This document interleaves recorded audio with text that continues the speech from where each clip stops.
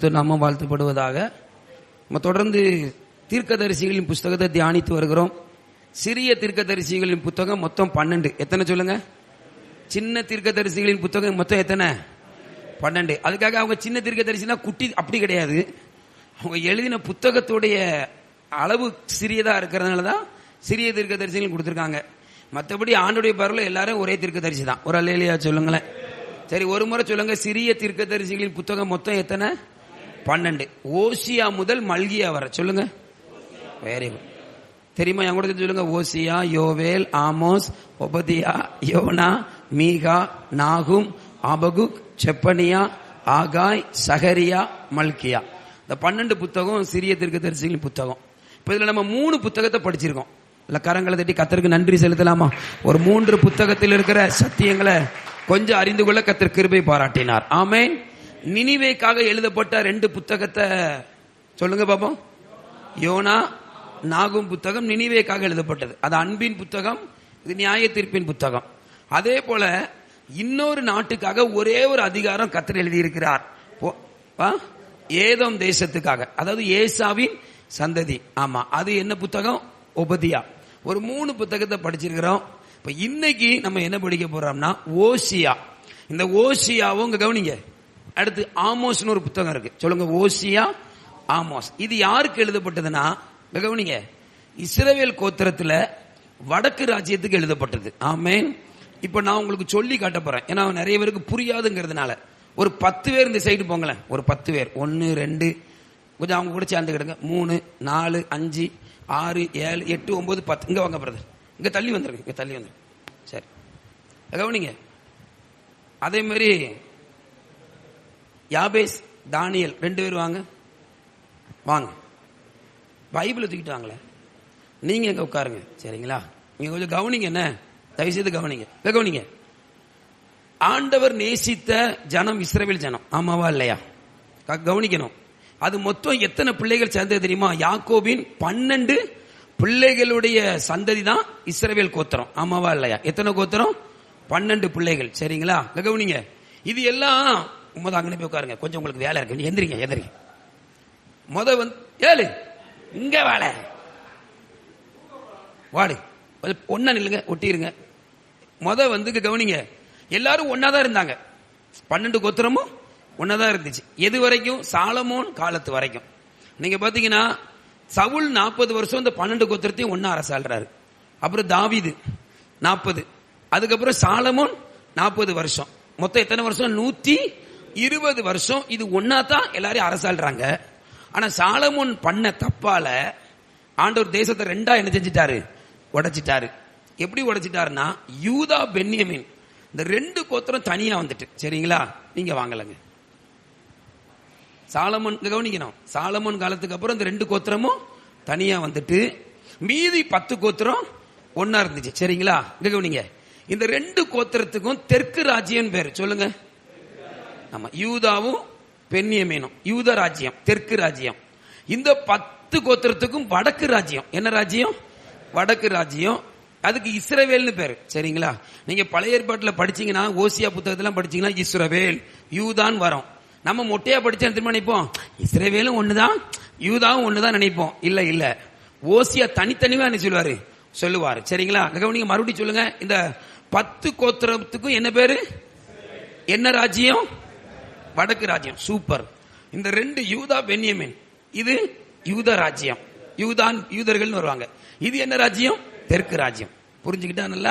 அப்படிதான் 2 பிரிஞ்சு இருந்தாங்க. இந்த வடக்கு ராஜ்யத்துக்கு தலைநகர் என்ன தெரியுமா? சமரியா. சொல்லுங்க. சமாரியான்னு பைபிள்ல வரும்.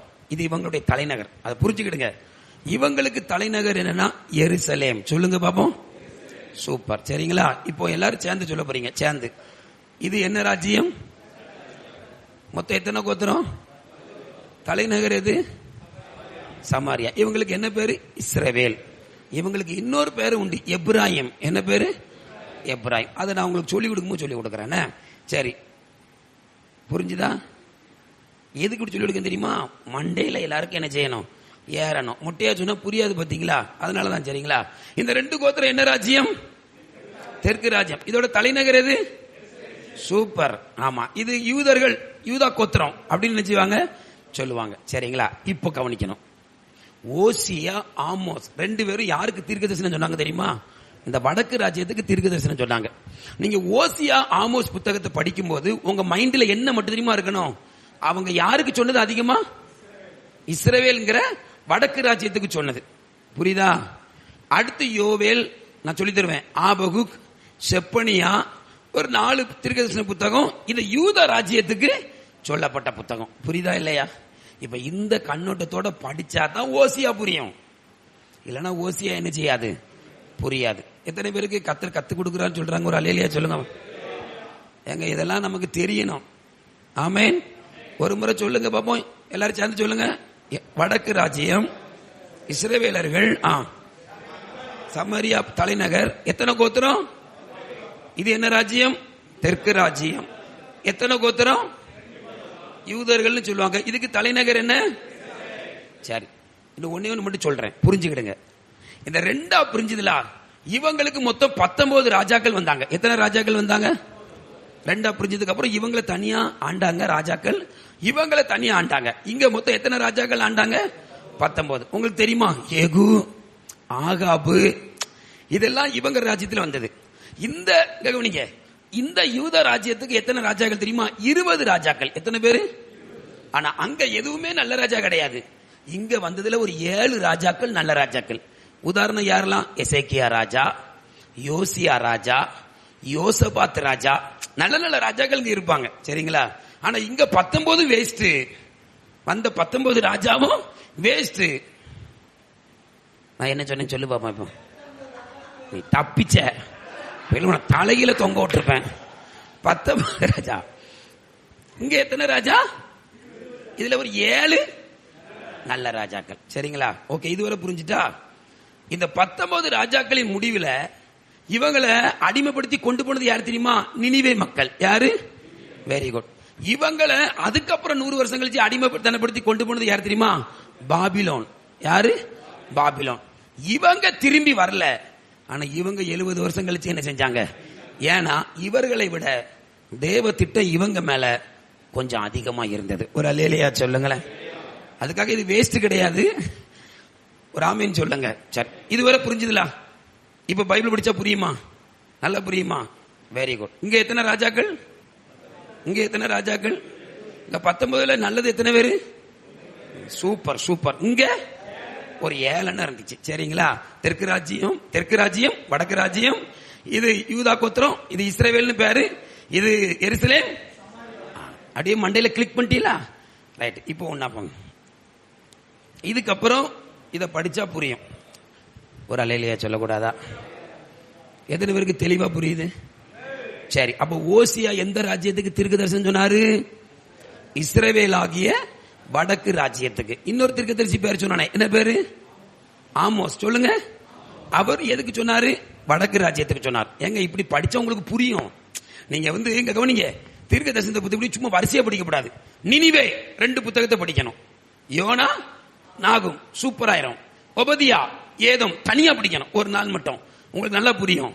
அடுத்து இஸ்ரவேலுக்குன்னு சொல்லும் போது ஓசியா, ஆமோஸ் எடுத்து படிச்சீங்கன்னா நிறைய கத்துக்கலாம். ஒரு ஆமீன் சொல்லுங்களேன். சரி, இப்ப ஓசியாவை படிக்கலாமா? இஸ்ரவேல் 10 கோத்திரத்துக்கு என்ன சொன்னாரு ஓசியா மூலமா அப்படிங்கறது நம்ம கத்துக்கிட போறோம். நல்ல கையை தட்டி கத்தரை மகிமைப்படுத்தலாமா? கத்தர் நமக்கு கொஞ்சம் காரியங்களை கத்துக் கொடுக்கிறார்.